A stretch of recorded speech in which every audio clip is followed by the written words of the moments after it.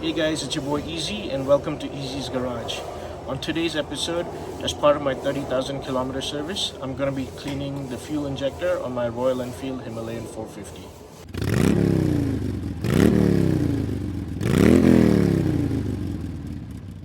I probably should have cleaned my fuel injector a little earlier, but nonetheless I'm doing it now along with replacing my fuel pump strainer. Now, fuel injectors can get clogged because of dirty fuel, especially contaminants in dirty fuel, as well as rust that may build up in your fuel tank. And dirty fuel injectors will restrict fuel supply to your engine, so it'll cause performance loss. It'll cause your engine to run lean and sputter, almost like as if it's gasping for air. It'll cause your fuel pump to work harder, and over time that'll damage your fuel pump. So it's important to clean them from time to time, and so that's what I'm going to show you how to do. So first thing we're going to want to do is remove the fuel tank, which I've already done. Take a look in my air filter change video. I'll put a link in the description that shows you detailed steps on how to remove your fuel tank. We're also going to have to remove the air box, which I've also done, and I've got detailed steps on how to remove the air box in my valve clearance video. I'll put a link in the description for that as well, so take a look at that. But get your air box out, which will expose your throttle body. I've obviously covered it up with a rag so nothing falls in. And also the spark plug hole, after removing the air box, will be exposed, so I've blocked that as well so nothing falls in. And now we're ready to remove the throttle body. So the reason we have to remove the throttle body is because just to get it out of the way so we can access the fuel injector, which is right here. Removing the throttle body should be easy. All we have to do is get this clip out of the way. So I think some pliers or maybe even my hand. There is a little clamp holding the throttle body in place, and that's held together with a 4mm fastener. So we don't have to undo this completely, just loosen this fastener and then the clamp will get loose. And this is the ECU, and this is the ECU connector. So I think we have to remove the ECU connector, unplug it, and then we should be able to just lift the throttle body out, and that'll give us easy access to the fuel injector, which is behind and underneath it. Okay, so let's get the clip out of the way. I think fingers should work. There you go. Remove this hose connected to the throttle body. Get your 4mm bit.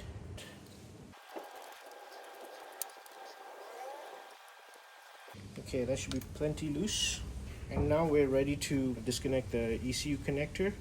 Just make sure you've disconnected the negative terminal of your battery as well to be safe. To unplug the ECU, hopefully you can see there's a little tab here. So you're going to want to press that, and then this little handle you should be able to pull. And there you go. You just pull this handle here, and then you should be able to pull the ECU connector out. And now I believe we should be able to pull the throttle body out. Just be careful here. Only pull the throttle body and nothing else. There you go.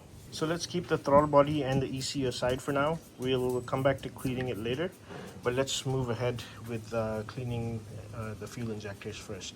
Make sure to cover up this intake here so nothing falls in. So I just put a rag here, and then right here now you can see the fuel injector exposed. So what we're going to do is remove the fuel rail line, which was connected to the fuel tank. To remove that, again, there's a yellow tab here, and there's a yellow tab on the other side as well, right here. So you have to squeeze both the yellow tabs and then pull it out. There's the fuel injector connector, where the fuel injector gets power from. So to remove that, again, I think you just gotta squeeze and then just pull it out. There you go. And then finally, there's a 5mm fastener here. We can remove this, we can pull the fuel injector out. So let's go ahead and do that. So squeeze the yellow tabs, and there you go. There may be a little fuel that's in this fuel rail, so that may fall out, but don't worry, it's going to be very little. We're going to clean this as well later. So keep this aside. My 5mm hex bit. 5mm fasteners out, and now we should be able to pull out the fuel injector just by tugging on it. There you go. Again, there might be a little fuel trapped in this, but that's fine. That's where the fuel injector came from, so make sure to cover that so nothing falls in there as well. So I'm gonna put a piece of rag and cover that hole as well. Okay, so here we have the fuel injector, and it's time to clean this. There's an O-ring here that ideally you should replace every time you take out the injector. So I have a spare O-ring. I'm going to change this. But if you don't have a spare O-ring, just take it out nonetheless, examine it, and then you can reuse that if there's nothing wrong with it or nothing appears wrong with it. Now this is actually not part of the injector. This is just an adapter where the fuel line comes into right here, and the injector is actually just this piece right here. So I'm going to disassemble this further. It was held together with this little metal clip. I already took it out. I'll show you this when I'm putting this back together how it was, but I'm just going to pull this out now. There you go. And the only reason it was a little tough to get out is because there's another O-ring here, and so I'm going to replace this as well. This is a different size O-ring than this one right here. I'll try to measure these sizes and I'll put the dimensions of these O-rings in the description. So let's just clean the outside first, and only use contact cleaner. Let's go ahead and clean this adapter as well. Okay, and now we're ready to start flushing this. The way the injector works is it's basically like a valve inside, a one-way valve, and that only opens when it gets a signal from the ECU. Pressurized fuel that's being shot out from the fuel pump will come in from one end and will get sprayed from this end. So by default this valve is closed inside, so we need a way to open that, and we need to power this fuel injector so the valve opens and we can flush contact cleaner through the injector and clean out any dirt and debris that might be stuck inside. I have a specialized fuel injector cleaner. This one is from Motion Pro, and because I like having nice motorcycle tools, but you don't need this fancy thing. You can just get away with having a 9-volt battery or a 12-volt battery, that's fine, and power this with the battery, so that will cause it to open, the valve to open, and then you need a way to flush pressurized contact cleaner through. So what you would likely need is a piece of tubing that's big enough to fit tightly around this opening. You might need to remove the O-ring.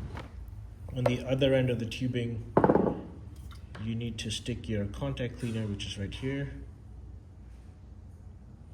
right in here, and then you would need to tie a wire around this and make this as tight as possible so pressurized contact cleaner can flow through this tubing and into the fuel injector. Since it's getting powered by the battery, you'll be able to spray out contact cleaner, and then you'll need to do it the other way as well. So flush contact cleaner from this direction out the other direction. So I'll put some links in the descriptions of how you can MacGyver this fuel injector cleaner setup. But if you plan to clean a lot of fuel injectors, like I've been cleaning fuel injectors for quite some time now, so I invested in this tool. It makes life a lot easier, and I'll show you how to use this real quick. Okay, so I've got it set up here. So this tool basically has a 9-volt battery inside, and it provides power to the fuel injector with this coupler right here, and the fuel injector is held in place with these little pins here. And what I'm going to do is I'm going to shoot contact cleaner in through this hole, and it'll go through here, and it'll go through the fuel injector and it'll come out from here. I've put the fuel injector in the opposite direction first. So normally when installed on the bike, fuel would come in from here and it'll get sprayed out from here. But I'm gonna spray the contact cleaner from here and then shoot it the opposite direction. The reason it's important to do this first is because if there's any dirt and debris, it would have been stuck on the other side of the filter. And so we don't want to force contact cleaner and try to push that debris further into the filter. We want to shoot it out. So I'm going to shoot it out in the opposite direction. So any dirt and debris that's stuck on the other side of the filter will fall out first. And then we will change the direction of the injector, and then we'll spray contact cleaner in the correct direction. So since this is in the opposite direction, the contact cleaner that's going to come out of here, it's not going to be a spray pattern, it's just going to dribble out. It only gets sprayed when the injector is oriented in the correct fashion. So what I'm going to do is just put my contact cleaner, which I've got here. I'm going to put it in this hole and tighten it. So let me just do that 1 second. I'm going to spray contact cleaner and just watch it come out. Okay, so do this a few times. Okay, and now I've put the fuel injector in the correct orientation, and I'm going to spray contact cleaner. And you should observe a nice spray pattern. And if you don't, then means it's likely clogged. So keep spraying contact cleaner like a 3-second burst until you get a nice spray pattern.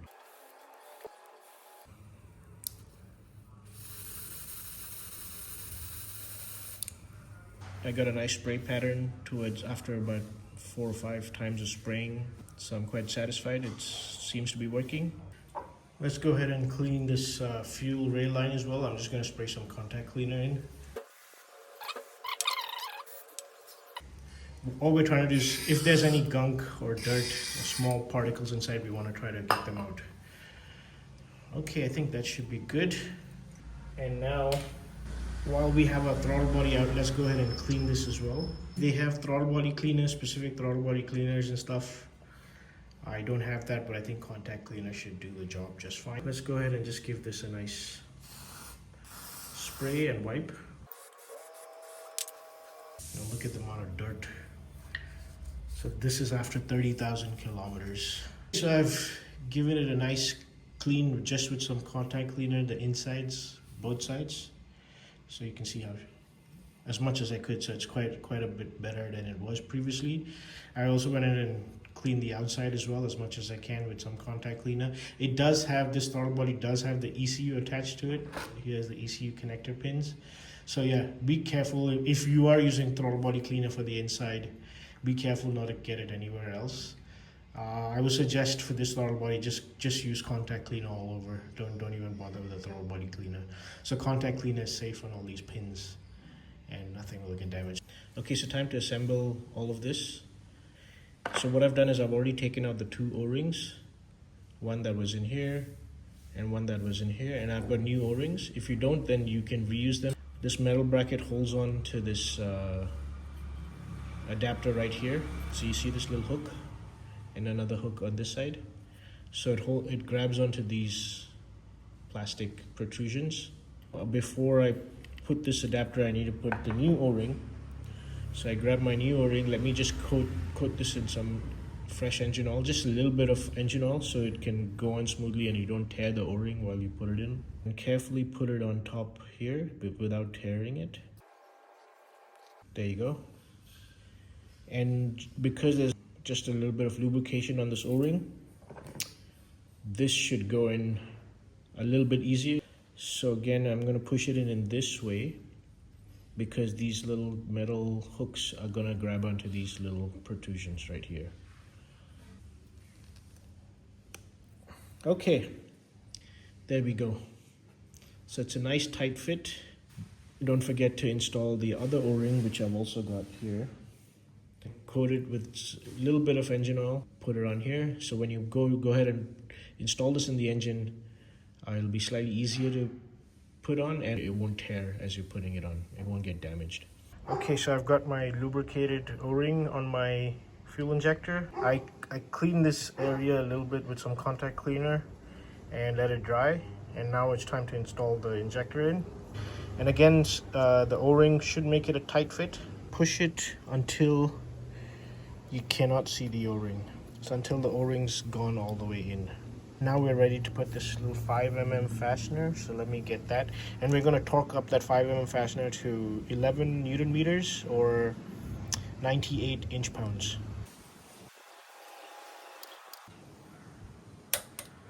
And now we're ready to also install this fuel line, which we've cleaned, remember?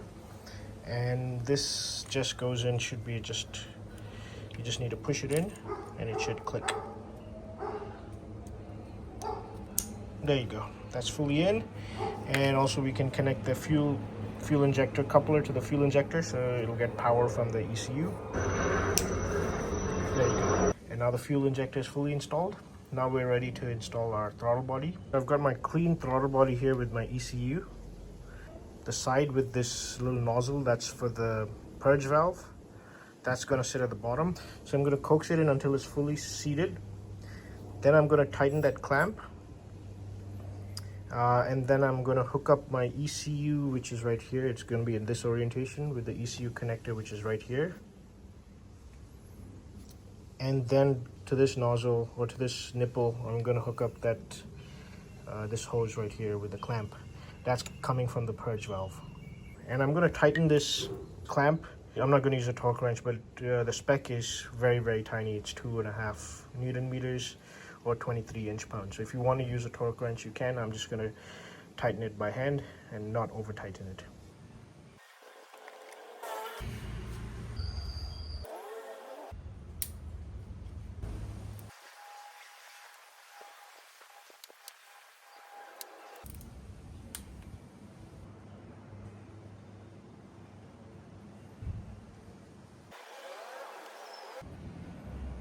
Okay, so I've installed my throttle body.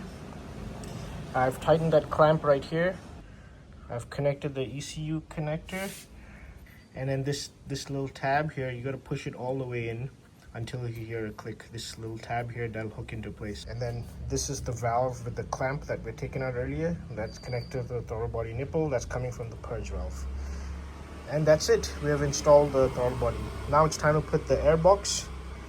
Again, I'm not going to show it in this video. I already have a video showing you how to do that. Check out my valve clearance video, which shows you how to remove and reinstall the air box. Check out my air filter change video, which has step-by-step instructions to remove and install the fuel tank. So follow that to put back the fuel tank. And then, like always, go for a test ride. Make sure everything's all right. I'm not going to do that just yet. I still got to change my coolant, so I'll put my fuel tank on after that.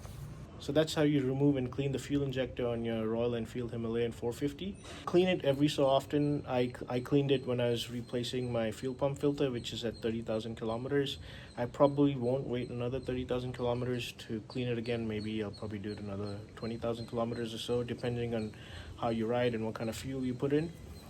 But yeah, hope you guys like this video. Hope you guys learned something new. And if you did, hit the like and subscribe button. Stay tuned for my other videos coming up for my 30K service, my coolant change, and some bearings changing, all that stuff. But yeah, until next time, it's your boy Easy. Take care, guys. Signing out.